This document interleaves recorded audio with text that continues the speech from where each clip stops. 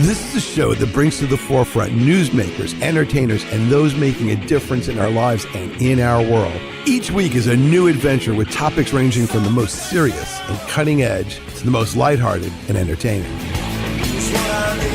This is Taking Care of Business with Richard Solomon. Greetings, everyone. This is Richard Solomon, My Father's Place Radio. Wow, we got a show today. I have Mike Reilly from Prairie League. So, Mike, thanks for being with us. You're currently on tour. And let me just start with one question. Where were you on June 12th, 1980? I know I'm a lawyer.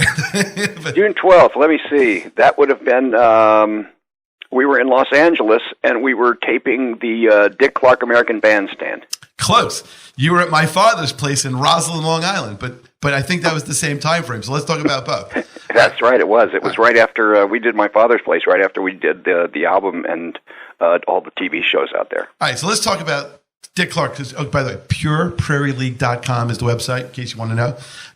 So you guys were on American Bandstand, and for those who may not remember, that was the show to be on, and the iconic Dick Clark was the host, and he was the host for decades. And the world's oldest teenager. Yeah, and he never aged. Him and Casey Kasem always just looked so youthful. I guess they slept in a freezer or something, or something like that. So, first of all, how did you book that show? And then let's talk about the clip where Dick, who's kind of a giant, didn't feel that way. No, as a matter of fact, he was, he's a little bit smaller in stature than Vince Gill and myself, and Dick was in between us. And as a matter of fact, I was actually even watching CBS Morning News this morning, and there was a segment on Vince Gill, and it showed him in the band with Pure Prairie League, and being interviewed by Dick, and it showed him putting his arm around Dick's shoulders. But Dick, off camera, looked up at Vince and said, "Don't touch me." Yeah, on camera, he was a little weirded out that he felt so small. Yeah, he was in the land of the giants. Yeah. Well, also in those days, you had bigger hair. Good point. So talk about that performance. What was it actually like, and what is it like for you to watch it today in perspective? Well, that was 1980, and this is almost 2020, so that's 40 years, and it's not really disconcerting, but it's really interesting to look back and see, how you looked and how you moved and just what you were doing 40 years ago. It kind of just blows my mind that it's been 40 years since we did that show, but the show was a blast to do, and everybody was very accommodating. And Dick comes into the green room before the performance and introduces himself and chats for a minute and stuff like that. So he's actually really, really just the nicest guy in the world. And for what he has to do and what he's done for all those years, we had a tremendous amount of respect for the man, and we had a great time on that show. So, if you were to take like a time machine and from today and kind of go back into time, would you be able to tell yourself, the Mike Reilly of 1980, say, "Hey, dude, this performance is going to be on like televisions on people's desktops." All these, accessible on like these portable phones and all this other stuff.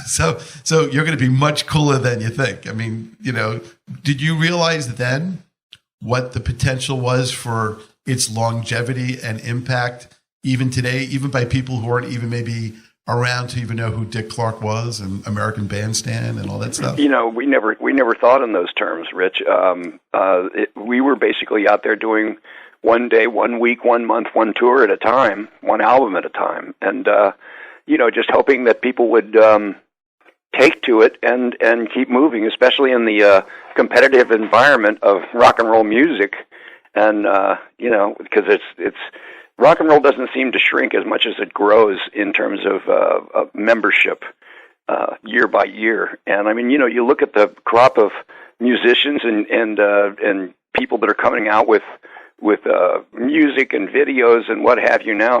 40 years ago, we didn't think there would be anything like YouTube or the internet streaming services, and it's just amazing to see where it's come, and we've actually been lucky enough to be able to kind of coattail along with it.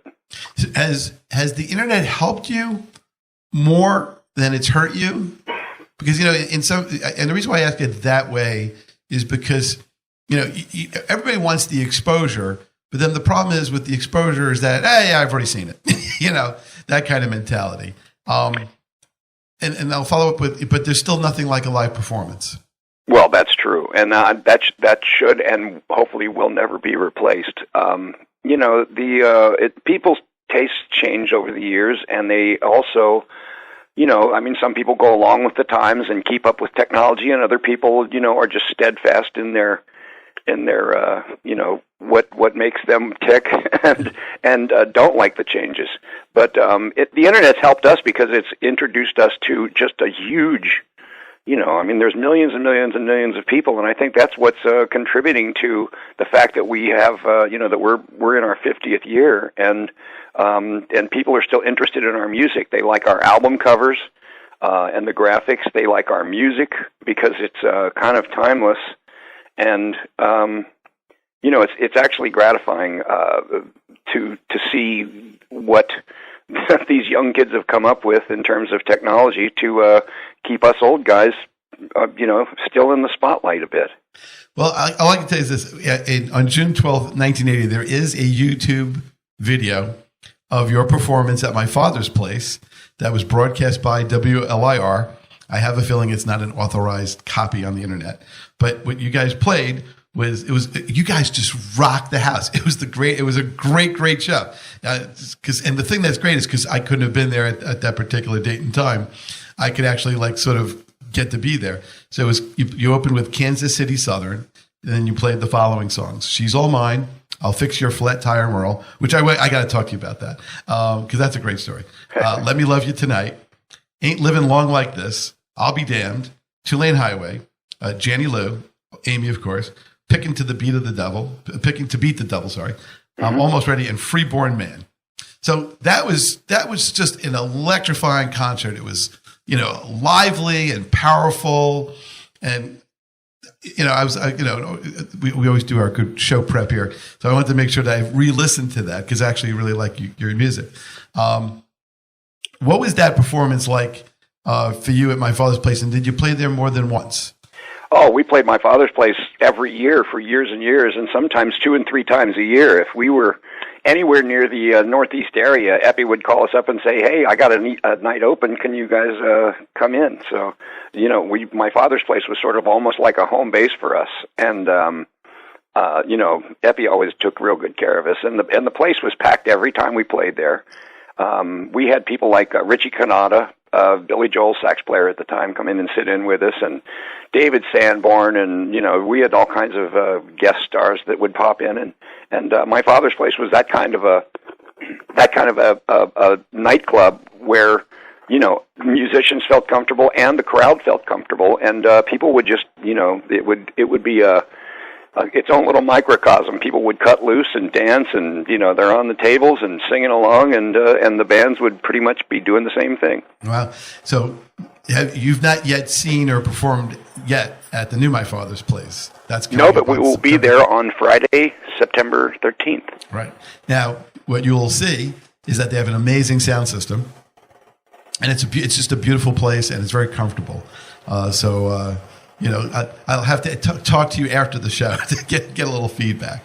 But, it'll be interesting to see if there's anybody in the audience who were at some of the original shows coming back to see this. We actually take a little survey, so maybe we'll find that out. I would put money down that there will be several people, and I know of one in particular who's been one of our web guys for years, Tom Sheridan, who was at every performance we ever did on Long Island and in the area, and I know he's going to be there. So there's at least one. All right. Well, so do you have any good Epi stories for me? I always like to hear it from the different artists, Epi stories, because Epi and I are very close, and Epi always tells me great stories about all kinds of things. And sometimes we try to record them and put them up on the My Father's Place radio podcasts and radio shows on FM and things like that. But do you have any good Epi stories for me for this particular broadcast? Well, to be honest, we always had a great relationship, and we went from the band front man or band leader guy dealing with the club owner and making sure that the cash count was correct, and let me see the ticket, let me see your ticket sales manifest, and down to not even looking at the envelope anymore. It's just like, I trust you, you trust me, and we do good business together. But the other stories that are rife in the industry, decorum prohibits me from divulging. That's material for the book. So Okay. people are going to have to wait for the book. They don't have to be those kinds of stories, but like Epi tells stories like he actually suggested to Linda Ronstadt, for example, to do Heatwave when she ran out of songs. And there was just like little funny things. He got Peter Tosh to be up on Saturday Night Live with Mick Jagger when they did Walk and Don't Look Back. So when you talk to all kinds of people, you get all these great insights, either that Epi may have introduced them to some artist or some collaboration, or, do you remember who you headlined with at my father's place back in the day? Well, actually, most of the times we were the headliner. Right, but do you know who appeared like as your opening acts, for example? Oh, geez. And did any of those people jump on stage with you guys, for a Yes, song or two? we a lot of times had, like Ozark Mountain Daredevils and Rhythm Aces and people like that, that were sort of contemporaries of ours in the day when we were doing those double bill shows. We'd always wind up invading each other's space. So what was the club like? Because I've only seen pictures of it. How many did it hold, and what was it like from a musician's point of view?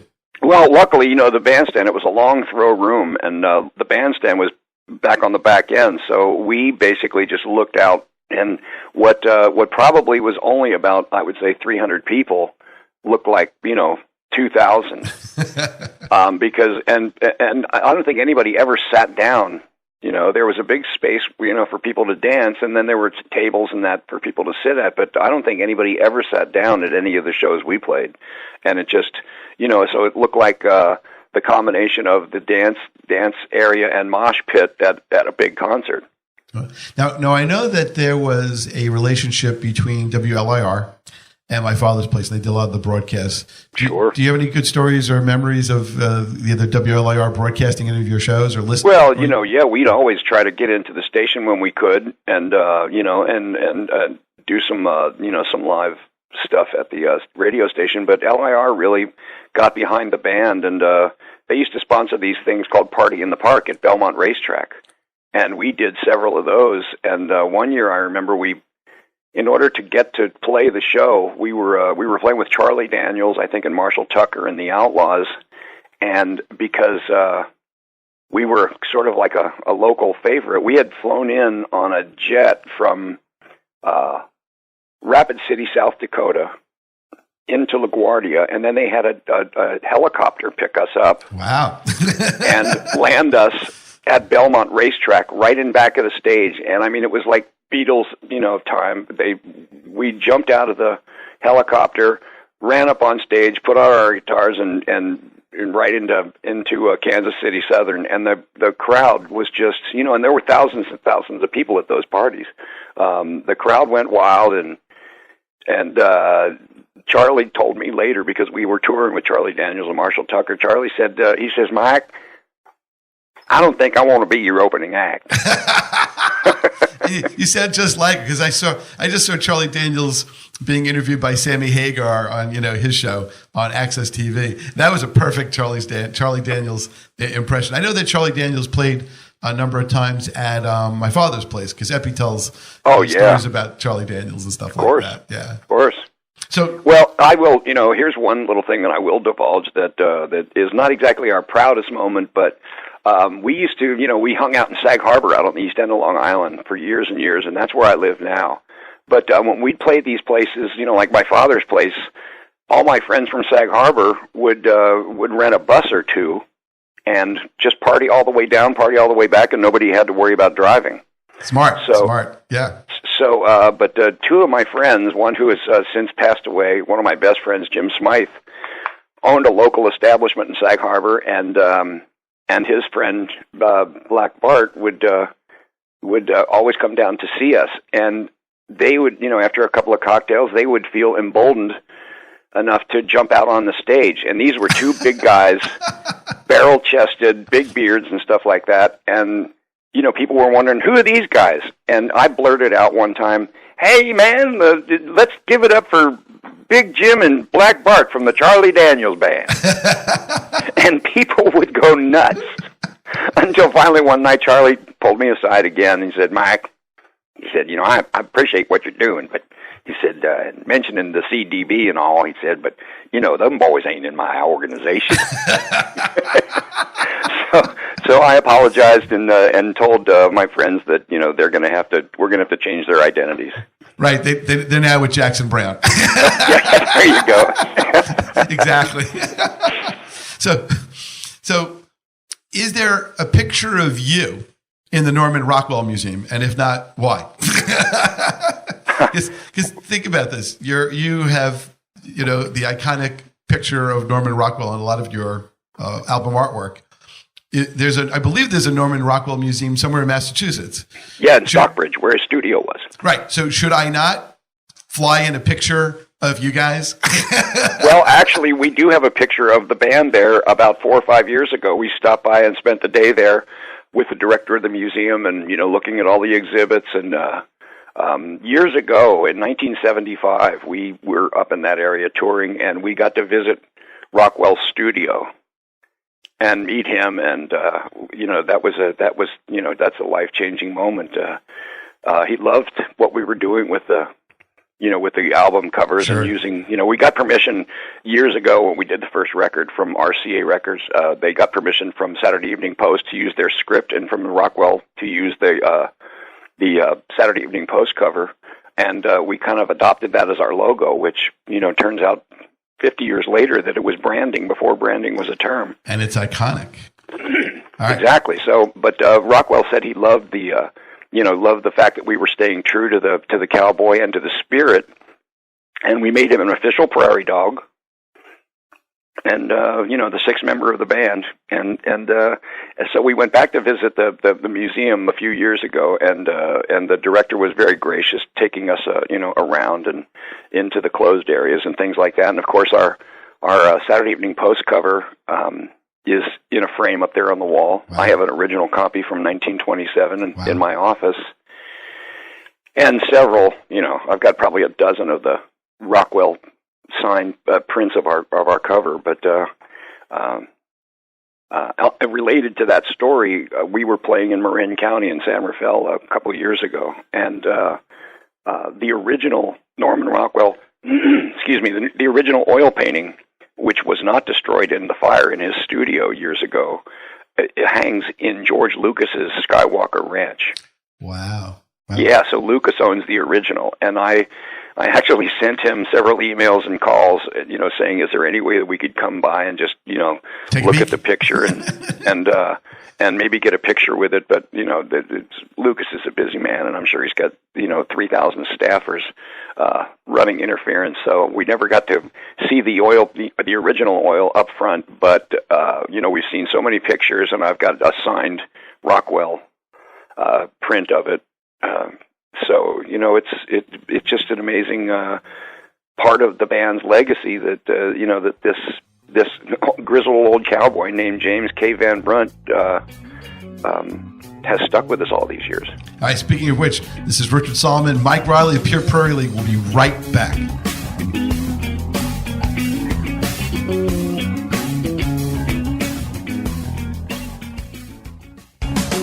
This is Russell Hitman Alexander from the Hitman Blues Band, and you are listening to Richard Solomon on WCWP 88.1 FM.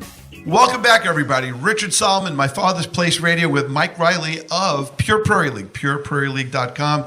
The year is 2019, and they are currently on tour, going all kinds of places. Go to pureprairieleague.com and check out their schedule. They will be at My Father's Place on September 13th, 2019. But if you're hearing this in the future, you missed a good show, and you'll have to catch them when they return. One of the things they were talking about offline, or in pre-production, as we say in radio, was you guys have basically composed the soundtrack for our lives, all of us, out there. I mean, there isn't a person out there who hasn't been touched by your music or has a fond memory, or maybe even named Amy or Janny Lou. That's true. That's true. I'm sure that there's a couple of Melissas out there because of the Allman Brothers, and things like that. So you never really know. What is the feedback that you receive from all the fans out there after shows and traveling and whatever? There must be so many people saying, "Oh, I love your music. I've seen so many shows." You were talking about the three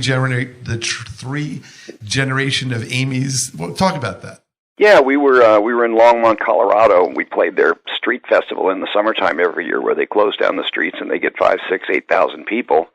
And this lady came up to us and she said, "I want to introduce ourselves to you guys. We love your music. My name is Amy." And this is my daughter, Amy, and this is my granddaughter, Amy. Now, the original Grandma Amy was named after the song Once in Love with Amy, which was a popular hit back in the 40s. But her daughter, she named Amy after our song, and her daughter named her daughter Amy after our song, spelled the same way as the song. AMIE, yes. Yes, exactly. Which is actually, the word. It's the French word for female friend. Ami. Ami. That's right. So there you go. Yeah, je comprends. And that's on a side note, there never was really anyone named Amy that the song was written for. It was a song written about love. Aha. So it's and love for a female friend who shall remain anonymous at her request until the book is written. That's right. That's right. With the other stories. So, is there a book in you that's leaping out to be written and published one day? Oh, it's about halfway there. All right. Now, if I could ever get off the road, I could finish the daggone thing up, and I've written books. And I'm a radio guy, so I understand a little bit of the process from my perspective. But I've never written a song in my life. Everything, whether it's a book or song, starts with a blank piece of paper. But how is the book writing process different, if any, from your songwriting process? The songwriting process is more of capturing an inspired moment. And writing a book, I've found over the years that I just, on scraps of napkins and pieces of paper and hotel stationery and everything else, and then finally trying to get it down, into a transcribable format, they're two totally different things. A moment of inspiration, even in the middle of the night, can make you get up and get out of bed and grab your guitar and, get that idea down because you don't want to lose it. And book writing is basically an exercise in memory and how much you paid attention in English class. Well, I'm doomed. No, believe me, I think I was just trying to come up with an explanation, but it's they're both interesting ways to release that creative devil. From what perspective are you writing the book about yourself, your memoir? Is it like from here going back? Is it more chronological? Is it different stories that are just comprised chapters? Well, the way the form that it's in right now, once again, because it's only about half finished, is it's more of a random collection of thoughts and instances and memories. That's the editor's job finally when it gets down to, here it is. It's like handing the IRS a shoebox full of receipts. But that's always dangerous because they can interpret it their way, whereas your interpretation that's true, but of the audit is going to be much different. Yeah, that's true. Yeah, it's no fun. It's like pulling teeth without Novocaine, but it all comes out. I'm sort of a fan of these these bios now, and because you get books on tape, and you can listen to those on the airplane, and you get books. I've probably got 200 books in my iPad Wow. That and some I haven't even gotten to, but some are very, very interesting. I mean, like Keith Richards' book and Bruce Springsteen's book, amazing. The power of recall that these guys had and or have, and some of the stories just are amazing. Some of it gets a bit into minutia and gets a little tiresome at times, or wearying. But I'm just amazed. I mean, the books. Chrissie Hynde's book and Sean Colvin and everybody that's writing their bios these days. These are talk about soundtrack of your life. Well, here's the script. Wow, very, very meaningful. Do you read these books differently because you're a musician and the experiences of being on the road resonate more with you than maybe someone like myself who's just a fan? I don't use that as a criteria. I do it because I'm a fan and because I'm interested. So I think I'm coming at it from a basic consumer level, but then I can relate to so much of what they're talking about because the only people that get musicians' road stories are musicians. Because it's hard for civilians, if you will, to be able to relate to the war and the horror stories of being on the road, and we don't want to burst anyone's bubbles because that's what they're coming and paying their hard-earned money to see at places like my father's place. But let's talk about that because that's an important component. There's a lot of schlepping. There's a lot of waiting around. There's a lot of planes and rent-a-cars and buses and downtime and wasted time, I guess, to some extent. I'm sure there's frustrations with, sound systems and equipment or things that are either broken in transit or things that aren't available at the venue that are supposed to be there. I know that's all part of it, but, after so many decades of doing this, is it any easier or is it the same grind? Well, speaking from a perspective of being almost 70, it doesn't get any easier. Things are, a bit more organized. But then again, right when you think they're more organized, there's the snafu creeps in.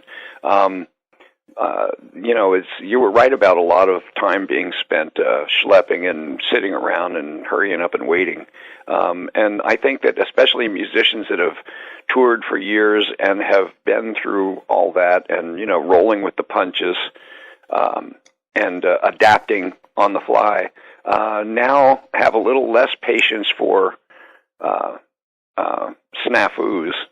And but the other thing is that they're sort of they're broken in enough that they know that hey, this is what it is, and let's just go do what we do. So it's kind of a trade-off. But once again now I say that we get paid to travel because we certainly don't get paid enough to we don't get paid enough to travel as much as we do, and we basically play for free. But that's because we have to. Because we're musicians, and that's how we exercise our the creative part of our brains. Let's talk about the economics of the music industry just for a little bit, because in the old days there was there was record stores. Remember those things? Sure. And there was no downloading, there was no internet, and you would go to a record store and you would discover all kinds of music, and you would listen to all kinds of music in the store. I'll never forget. I was at, I think it was J&R Music World, and I think I heard for the first time Three Doors Down. They were just playing it. And, of course, they had the album up by the cash register and, now playing. And I was like, wow, who are these guys? And it was like the album was like this first or 2 days of its release. I was like, wow. And I remember going to Sam the Record Man in Canada in two different stores. It was Toronto and Montreal. And I remember they had all these, quote, imports because they were music from Europe and other places that we didn't really have in the States. As somebody who kind of has seen the evolution of the music business and the decline of the Tower Records and the retail stores and things like that, how has that affected you both as a musician and as a consumer of music? Well, as a consumer, I miss those places. Licorice Pizza and Peaches and Tower Records and Long Island Sound out where I live. I mean, it's to go and spend hours actually browsing through a record store and picking up something that you might not have, otherwise noticed. That was the strong point of all those places, and I miss that. And I think these, the last few generations that didn't get to experience that have missed a huge part of the whole musical experience. But it was sort of like how the music business. It's hard to read liner notes when you're streaming a record. Do you miss everything that from album art and lyrics on the album sleeves, so to speak, and all that great stuff? Absolutely. And the posters, the free posters. Yeah, that stuff was once again, that was part of the experience. And when you sit there listening, you're sitting in your living room or in your basement or your bedroom or whatever, listening to these records, and you're reading you're looking at the album cover art, and you're reading the liner notes on the back, and you're reading the lyrics along with the songs, and that that's an immersive human experience. And I think that is is unfortunately pretty much missing these days, in these days of streaming, et cetera. And it's instant content, it's instant gratification, and it's gone, and there are no memories made. But that's that's the inexorable march of progress, I guess. If it's really progress. Do you remember the first 45 you bought? Yes, I do. What was that? It was Desafinado by the Stan Getz. Wow. By Stan Getz. I was 12 years old, and I went to the C&D record bar in Newport, Kentucky, because I used to listen to the jazz station in northern Kentucky that was built on a barge down on the Ohio River, and Desafinado was a standard in 1956 and 58 and 62, 64. So I went down to the C&D and I bought that record, and on the back of it was Misty by Joe Stafford. Wow. Now, is that the Joe Stafford that I don't like spiders and snakes? No, that was different Joe Stafford. Yeah, Joe Stafford was an old Dorch singer. So yeah, that was the first record I bought, and then from then on, it was the Beatles and everything else. I wore that place out. So when the Beatles hit, I can't tell you how many different people I've interviewed, and they've all mentioned the Beatles. What was your Beatles aha moment experience? Was it Ed Sullivan? Was it just hearing them on the radio, or a combination of all of it? Well, the Ed Sullivan Show. I mean, I was hip to what they were doing. I ordered the Beatle fan kit, that came with that funky wig and the picture with the guy standing there, holding cigarettes and stuff like that. But I didn't get it in time for the Ed Sullivan Show. But I did watch the Sullivan Show, and then I saw the Beatles at Cincinnati Gardens the first time they played there in, I think, 66. And I was hooked.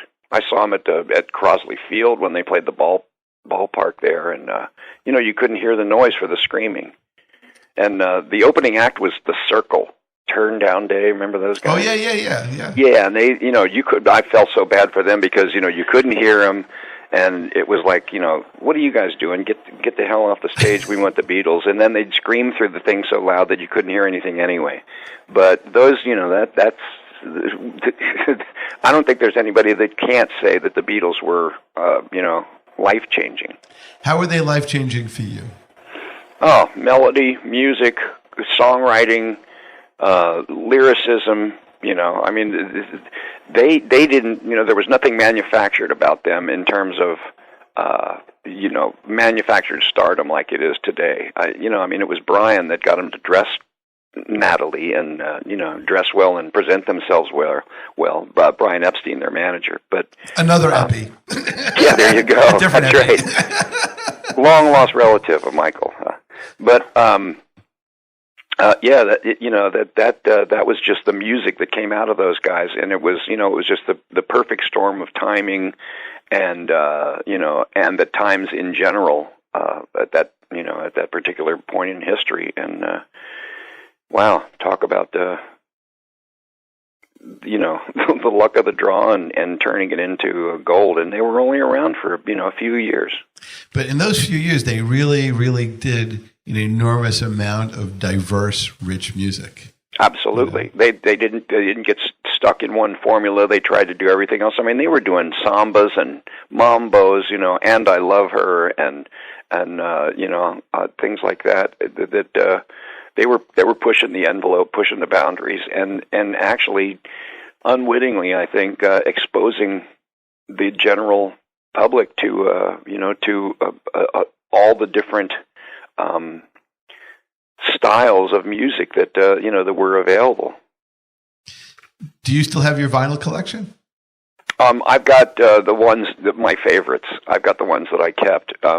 I've had 2 fires in houses and lost a lot to salvage. A few things over the years that I hold dear, and I still have a turntable and an old-fashioned stereo as well as my other stuff. So. Now, before we go, we have like 1 minute. Well, I'll ask this on the other side of the break. But were you like a component stereo guy where you got like the Technics turntable, but the Marantz equalizers and and using like Maxell tapes and things like that? I'll ask that after. This is Richard Solomon with Mike Reilly from Pure Prairie League on tour this year. We'll be right back.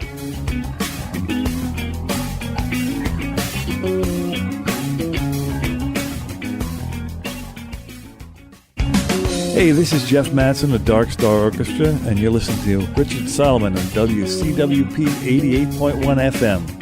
Richard Solomon, welcome you back to My Father's Place Radio. Mike Reilly's with me from Pure Prairie League. He's actually on tour, and he was nice enough while they're in Chicago to take a little bit of time with us because they're coming to Roslyn, Long Island to My Father's Place on September 13, 2019, and we're getting some great backstory. So before the break, I was asking you, were you like a stereo components guy? And you were telling me sort of while we were saving the recording that you certainly were. So talk about that, and how is your music listening a little bit different today as it is for all of us? Well, today it's all technology, and it's been duplicated, digitally into the land of jagged edges. But back then, listening to music was, once again, it's an immersive experience.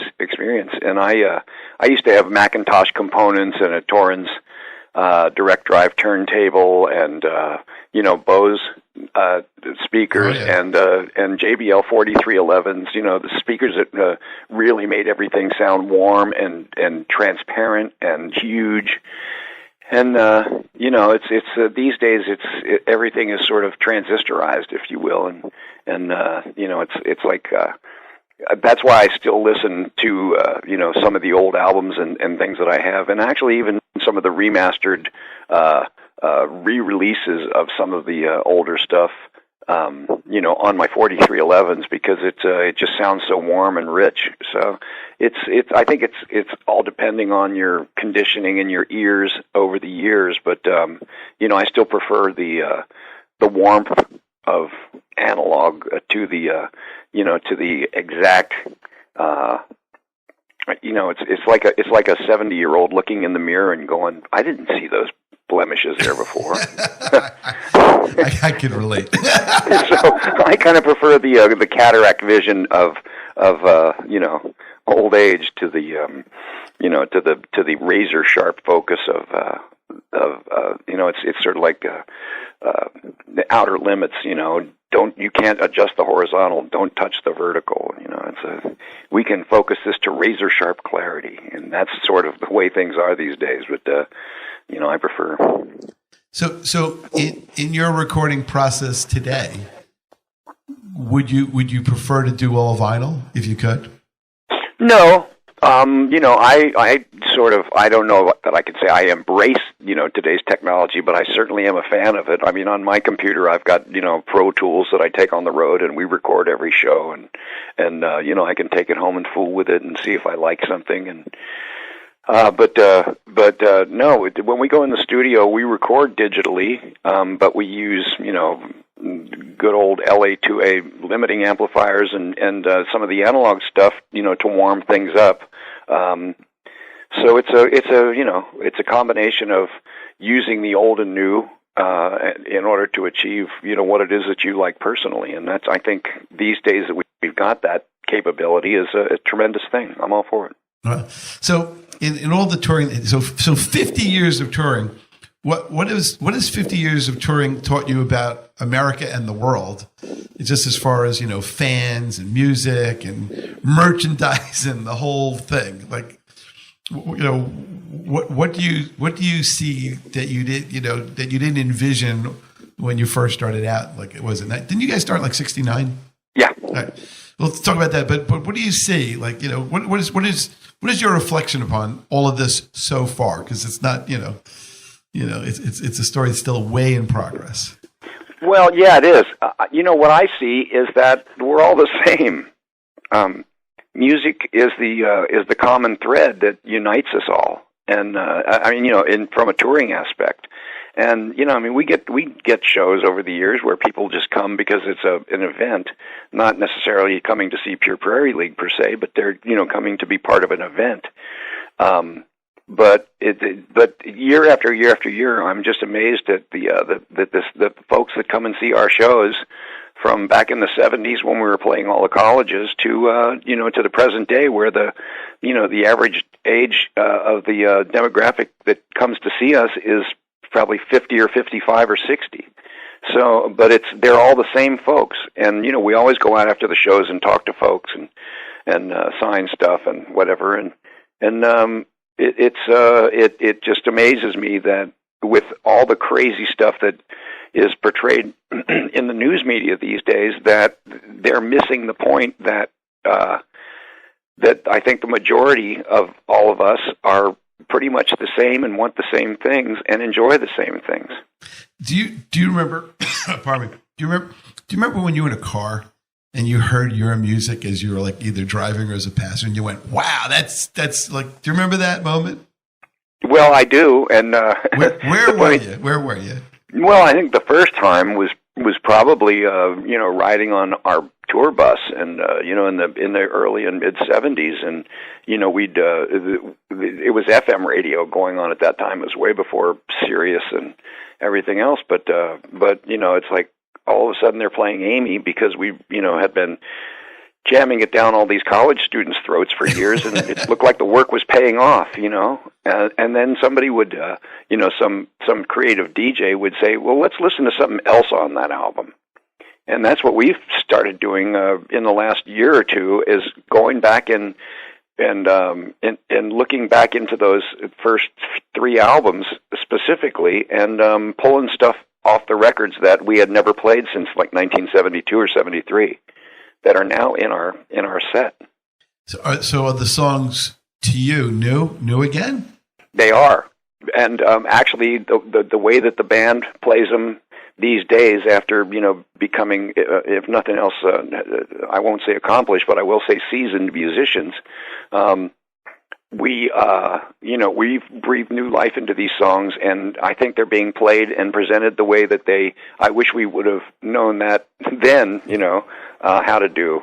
But it's just so much fun to bring out old songs from the first couple albums, like Angel and Woman and Angel Number 9 and things like that, rather than just Amy and Early Morning Riser, but bringing back some of these deep cuts and playing them on stage, and people are just mind blown because they've got those records and they remember those songs back in the back of their mind, but here they are being presented 50 years later, and they sound fresh and new, fresh as ever. Now, I assume you're using different instruments to play these older tunes. So does that have something of an impact on it as well? No, it's with the guitars are basically the guitars that just have pickups in them, there are different ways to present, but we still use a piano and an organ and acoustic guitars and electric guitars, and it's pretty much the same as we did it back in the 70s, but I think the energy that we infuse into the tunes, it makes the difference. Wow. So in terms of when you pick your set lists, what is your thought process now to bring certain oldies, back into life and to infuse that with some of the classics? Like I'll Fix Your Flat Tire Merle? Sure, like of course. Of course. We don't do a show without paying our respects to Merle Haggard. All right, let's talk about that because I've heard the story and I thought this is a great untold story. So apparently, why don't you tell the story from the beginning? Because it's a great story and apparently it was true. Well, absolutely. It's a folktale, The song was written by Nick Gravenites. He was the keyboard player for Big Brother and the Holding Company. And he wrote this song around 1969 after driving down the road, and there was a guy over on the side of the road, and had a flat tire on his truck, and Nick stopped and offered to help, and it turns out that it's Merle Haggard. So he went and just so happens. Yeah, amazing. Well, it says as I drove down old 65. 65 goes right through Nashville. So you never know who you're going to see on the side of the road. I mean, you used to be able to see George Jones riding his lawnmower up the side of the freeway. Wow.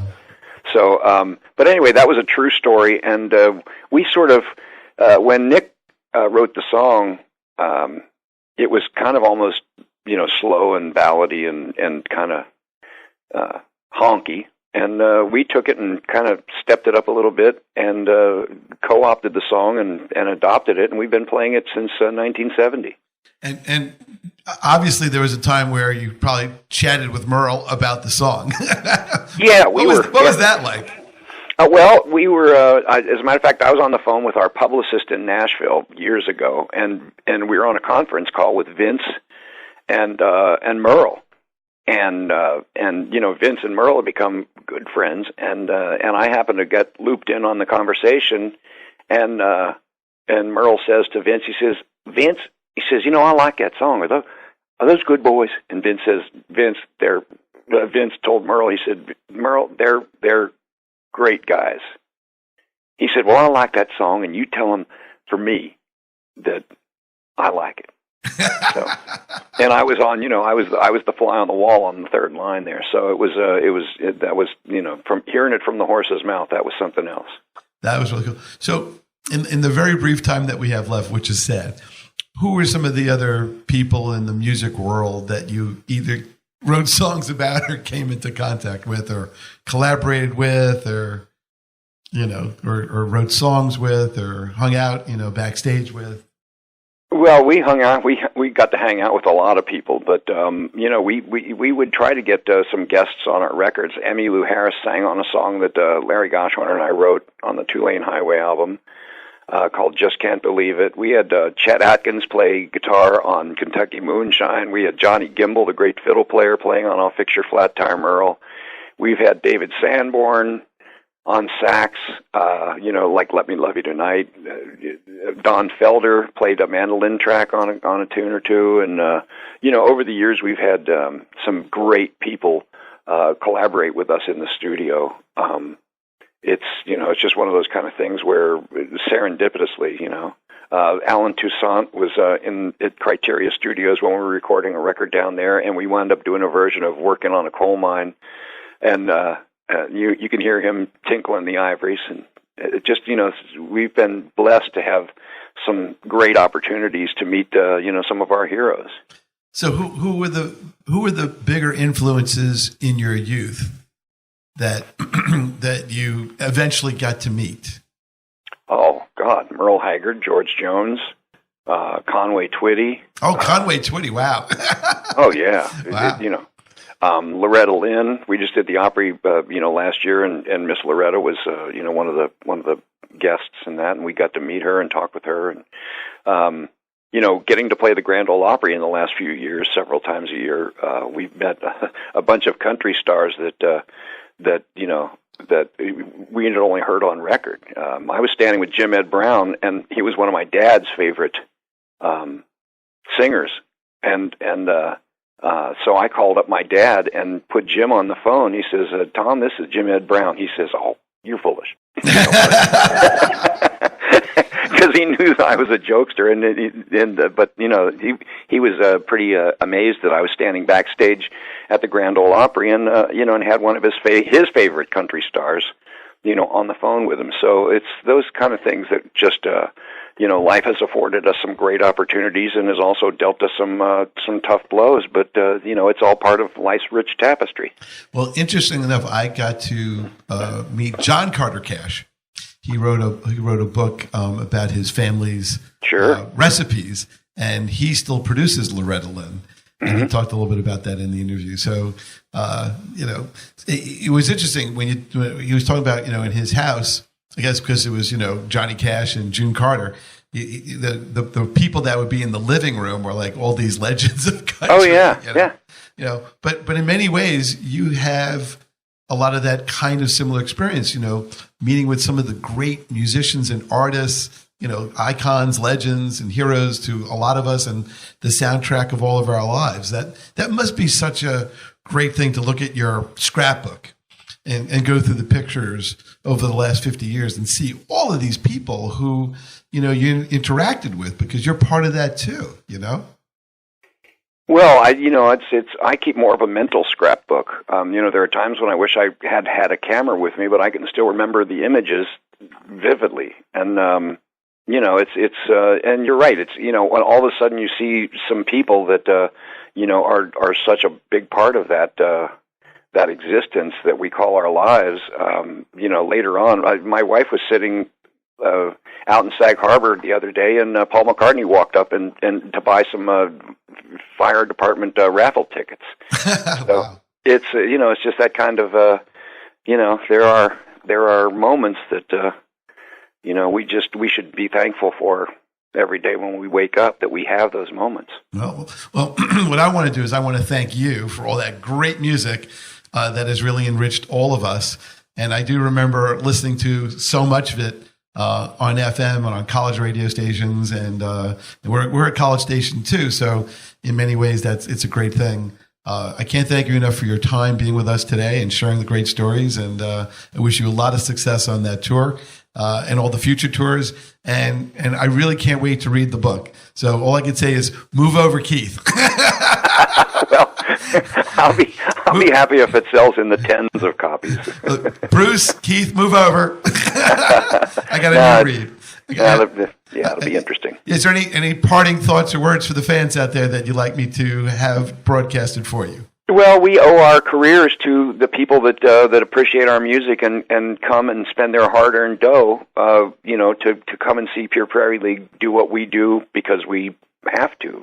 We do it because of who we are, and basically we, once again, from places like my father's place to big concert arenas and everything else, we owe our very existence to the fans. And there's no way in the world that we could ever express our gratitude other than just by playing our music for them and hoping that they enjoy it and have a good time at the show. Well, on their behalf, I want to, as a fan too, thank you for making great music and continuing to do so, despite the loss of record stores. Indeed. All right, stay with me. This is Richard Solomon. We'll be back next week. Mike, you're the best. Thank you. Thanks, Richard. Thanks for having me.